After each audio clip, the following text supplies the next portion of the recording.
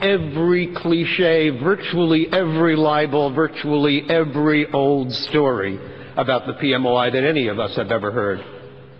Stories going back to the 1970s, stories suggesting that PMOI is a Marxist organization, stories suggesting that the intelligence provided by the People's Mujahideen organization, intelligence referred to favorably by no less than the President of the United States, in the opinion of Ambassador Butler, that intelligence is rubbish. In the opinion of Ambassador Butler, the supporters of the PMOI, such as Judge Mukasey, such as Ambassador Bolton, such as General Wesley Clark and others, all of those people are corrupt. They've been bought. Every cliche, every old libel that can be brought out. And that was reported in the New York Times on Saturday. And if you read that article, as I hope all of us did, you've got to be asking yourself, among other things, what was the source of this reporter's information? How did he get this material? He appears to have been at Ashraf when Ambassador Butler was saying, as Judge Mukasey mentioned a moment ago, if you want to talk to the United States, you have to come to me. How did he get the story? I'll tell you how he got the story. Ambassador Butler brought this reporter along with him to Ashraf last week and introduced him as a member of his diplomatic delegation. A violation of diplomatic ethics, a violation of journalistic ethics, but a demonstration of how some people in the State Department, some people in the executive branch of government will stop at nothing in order to carry out the objectives that we have known the Iranian regime to have maintained all these years.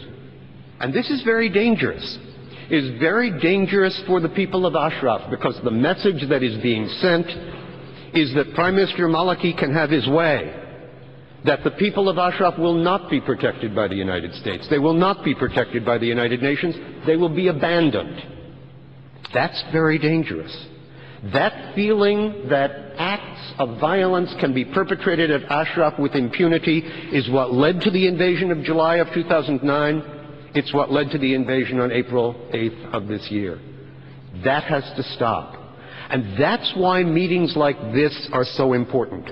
Because when the world hears about the support of Ashraf and the concern for Ashraf, not only of the distinguished members of the panel, but of members of the United States Congress, members from both parties, members from across the country, when the world hears that they are tying the support of Ashraf to the fundamental values that underlie this country's freedom, then we all are sending the message to Iraq and to Iran, to policymakers in this country, that we will not accept this kind of dismissal of these freedom fighters in Iraq. We will not be content until they are protected, until they are safe, until they are free. Thank you. I want to thank you all for being here today and your time and your commitment, and to every member of the panel.